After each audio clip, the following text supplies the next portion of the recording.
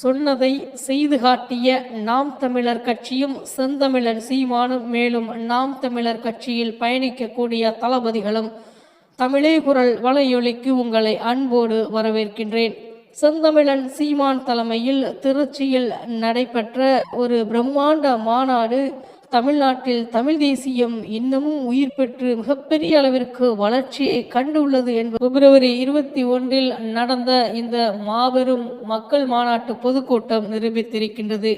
மிக பிரம்மாண்டமாக நடத்தப்பட்ட கூட்டம். கிட்டத்தட்ட 3 லட்சம் மக்கள் வரை அங்கே குழுமி இருப்பார்கள் என்று நாம் தமிழர் கட்சி சார்பாக செய்திகள் தெரிவிக்கின்றன.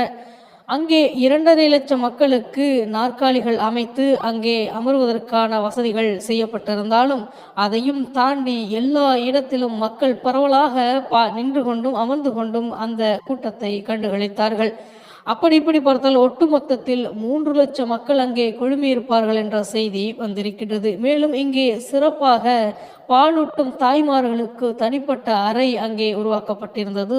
இஸ்லாமிய சகோதர சொந்தங்களுக்கு நோன்பு திறக்கக்கூடிய வசதிகளை நாம் தமிழர் கட்சி செய்து கொடுத்திருந்தது. மேலும் பொதுமக்கள் தாகம் தீர்க்க டெம்பரவரியாக அங்கே பல்வேறு குழாய்களை அமைத்து மக்கள் தண்ணீரை பிடித்து செல்லக்கூடிய வசதியை ஏற்படுத்தி இருந்தது. இன்னமும் மேலாக சுற்றுச்சூழலை பாதுகாக்கும் வண்ணம் பிளாஸ்டிக் போத்தில்களை தடை செய்து அங்கே அதற்கு பதிலாக வேறு பாத்திரங்களை வைத்து நீரை பிடித்து மக்கள் குடித்தார்கள் என்ற செய்தி மிகப்பெரிய அளவிற்கு வைரலான செய்தியாக மாறியது.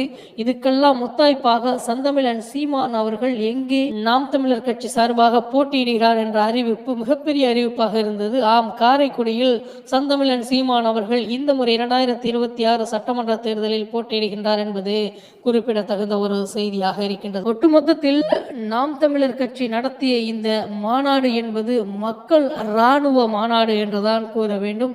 பொதுமக்கள் இராணுவமாக நின்று அங்கே இருந்த நிகழ்ச்சியை கண்டுகளித்தார்கள் என்றுதான் கூற வேண்டும். அங்கே நாம் தமிழர் கட்சி சார்பாக மட்டுமல்ல, பல்வேறு கட்சி சார்ந்த நபர்களும் பங்கேற்றார்கள் என்பது குறிப்பிடத்தக்கது. பொதுமக்களை அழைப்பு விடுத்தார் செந்தமிழன் சீமான். இருப்பினும் பிற கட்சிகளில் இருக்கக்கூடியவர்கள் கூட அந்த மாநாட்டில் கலந்து அங்கே நடந்த பிரம்மாண்டங்களை கண்டு ரசித்தார்கள் என்றுதான் கூற வேண்டும். 234 தொகுதிக்கும் வேட்பாளர்களை ஒரே மேடையில் அமர வைத்து அவர் அறிவித்த விதம் என்பது இதுவரை காட்சிப்படுத்தப்பட்ட எந்த ஒரு செய்கையும் தமிழ்நாட்டில் நடைபெறவில்லை.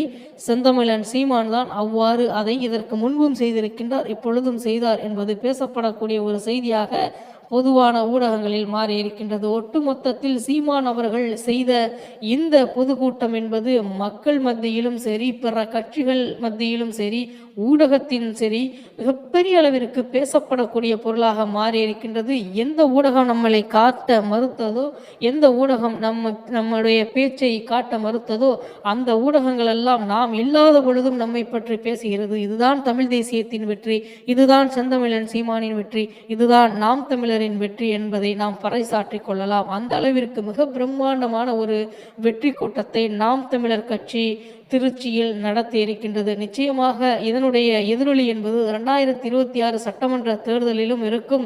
நாம் தமிழர் கட்சி என்ற ஒரு மாபெரும் படை தமிழ்நாட்டில் அங்கங்கே போட்டியிடுகின்றது என்ற செய்தியை மக்களிடத்தில் கொண்டு போய் அந்த உறவுகள் நாம் தமிழர் கட்சியை சார்ந்தவர்கள் சேர்ப்பார்கள் என்பதில் மாற்று கருத்தில்லை. ஒரு உதாரணத்திற்கு 3 லட்சம் நபர்கள் அங்கே குழுமியிருந்தார்கள் என்றால் நபருக்கு 20 பேர் வீதம் வாக்குகளை சேகரித்தாலே போதுமானது. அவர்கள் நினைத்த இடத்தை, நினைத்த அந்த 1 கோடி வாக்கு அங்கீகாரத்தை அடைந்து விடுவார்கள் நாம் தமிழர் கட்சியினர். மேலும் 8லிருந்து 20 முதல் 25% வரை வாக்குகளை அடைந்து விடுவார்கள் நாம் தமிழர் கட்சியினர் என்பதுதான் நிதர்சனமான உண்மையாக இருக்கின்றது. இலக்கு ஒன்றுதான், இனத்தின் விடுதலை. நாம் தமிழர்.